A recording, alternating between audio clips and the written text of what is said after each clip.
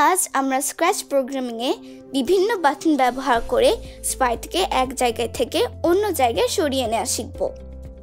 এর জন্য যে কোনো একটি স্প্রাইট বাছাই করে নাও। তুমি চাইলে ডিফল্ট যে বিড়ালের স্প্রাইটটি থাকে সেটিও ব্যবহার করতে পারো।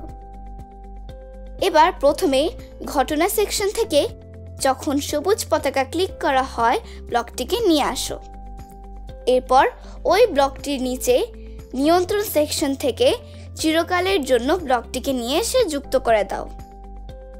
এবার চিরকালের জন্য ব্লকের ভেতর যদি তাহলে ব্লকটিকে যুক্ত করে দাও এবং এই ব্লকের ফাঁকা অংশে অনুভব করো সেকশন থেকে স্পেস কি চাপা হয়েছে ব্লকটিকে যুক্ত করে দাও।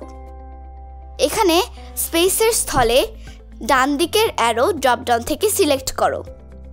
এরপর এর ভিতর এক্সকে 10 করে পরিবর্তন করো, ব্লকটিকে যুক্ত করে দাও।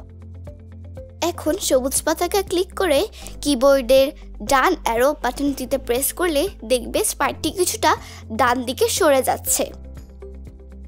এখন একইভাবে আরও 3টি যদি তাহলে ব্লক নিয়ে যথাক্রমে বাম দিকের অ্যারো, উপর দিকের অ্যারো ও নিচ দিকের অ্যারো ড্রপডাউন থেকে সিলেক্ট করে দাও।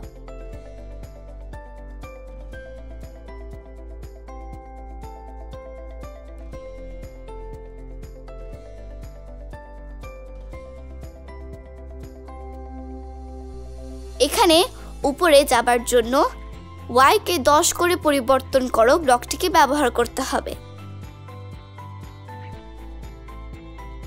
এতক্ষণে তোমরা নিশ্চয়ই বুঝে গিয়েছো যে বামে ও নিচে যাবার জন্য কি করতে হবে।